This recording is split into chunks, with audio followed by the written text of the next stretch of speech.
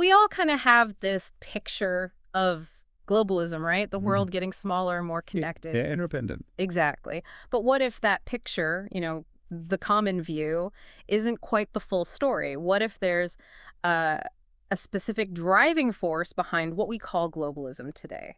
That's really the fascinating question we're digging into. We're looking at an article from Knowledge is King. It's called Globalism, the New Face of U.S. Corporate Nationalism. Hmm. And it puts forward a pretty challenging argument, really questions how we usually think about global connection. Right. So our goal here isn't to say if it's right or wrong, but to really unpack the specific viewpoint, Hmm. to explore what this source claims about globalism and, maybe more importantly, what that could mean for our connected economies. Yeah, You listening probably have your own take on globalism, which is great. Think of this as just exploring another angle, a different lens, maybe. a contrasting perspective to mull over. Okay, let's dive in then. What's the absolute core idea here, the Yeah. central argument? Well, the fundamental claim is that what we often see as the plus sides of globalism, the free flow of goods, money, even people across borders. Yeah, the things meant to foster cooperation. Precisely. The article argues that these things in reality primarily end up benefiting the expansion and, well, the dominance of U.S. corporations globally. So it looks like a level playing field, but maybe isn't. That's the suggestion, that the system is actually structured, maybe unintentionally, maybe not, to really favor the interests and growth of big American companies. Okay. And one key mechanism they discuss is how U.S. capital moves around the world. Can you walk us through how they say that works? Yeah, this is interesting. They describe a kind of cycle. U.S. corporations invest heavily overseas. Why? Cheaper labor, resources. Exactly. Lower costs, easier access to resources, sometimes better tax deals, so they can produce things or offer services much cheaper. Okay, makes sense. Capital flows out. Right. But then, and this is the crucial bit, according to the article, the profits made from these foreign operations often come back to the U.S. And the catch is? The catch, allegedly, is that this happens without facing major tariffs or taxes on the way back in. Ah. So money goes out to make more money where it's cheap and then returns home, but maybe without contributing as much tax revenue as you might expect. That's the crux of it. And the article argues this has a couple of big downsides. Okay, like what? Well, first, potential job losses in the U.S. if production moves elsewhere. Right, the offshoring argument. Mm-hmm. And second, if the profits come back without significant charges, the argument is that the broader U.S. economy doesn't benefit as much as it could. It mainly benefits the corporations themselves. And this could hurt smaller local businesses. Yes, because they find it much harder to compete with those lower costs achieved through overseas operations. So that paints a picture of, well, a tilted playing field, as you said.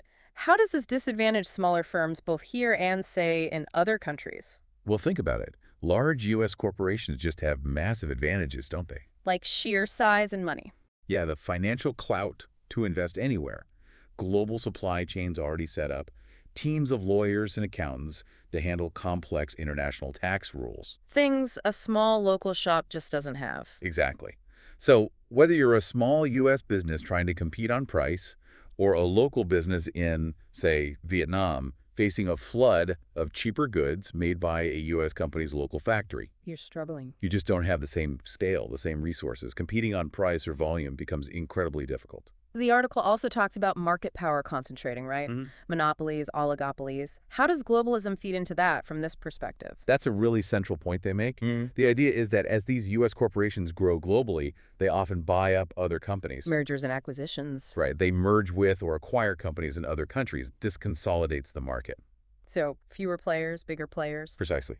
Think of a big U.S. tech firm buying a promising startup competitor overseas. Competition potentially reduce. Exactly. And their own market dominance increases. And I assume they point fingers at the big tech names, the Googles, the Amazons. Yes, those are prime examples used in the article.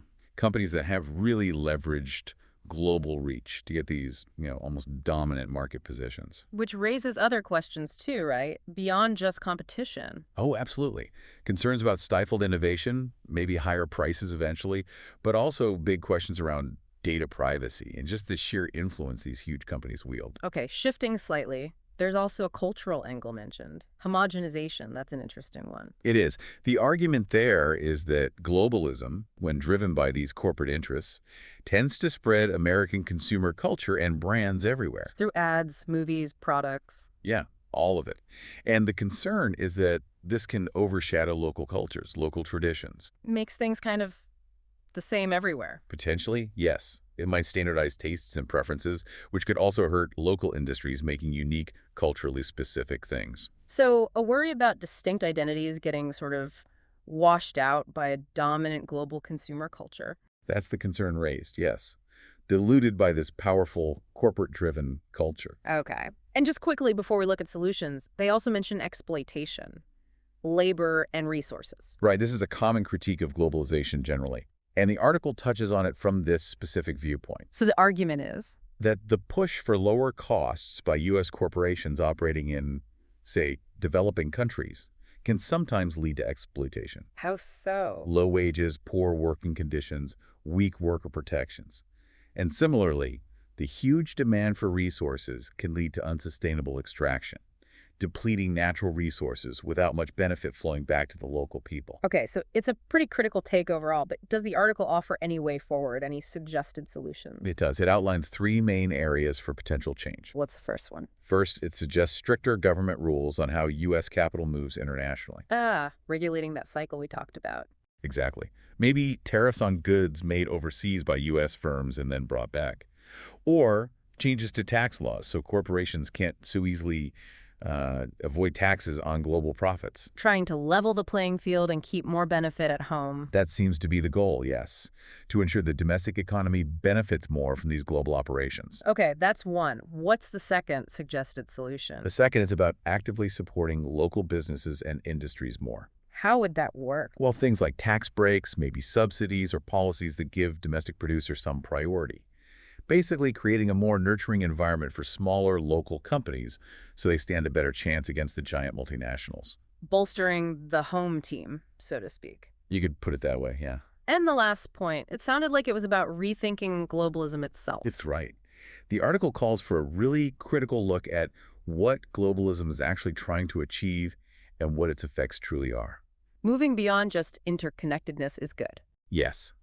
It suggests we need to stop assuming global links are automatically beneficial for everyone and ask, seriously, whose interests are really being served here? So a more nuanced, maybe more skeptical examination of the whole system. Exactly. Understanding the complexities and questioning those dominant narratives about free trade and globalization. Okay, so let's just pull that together. This deep dive into the article Globalism, the New Face of U.S. Corporate Nationalism.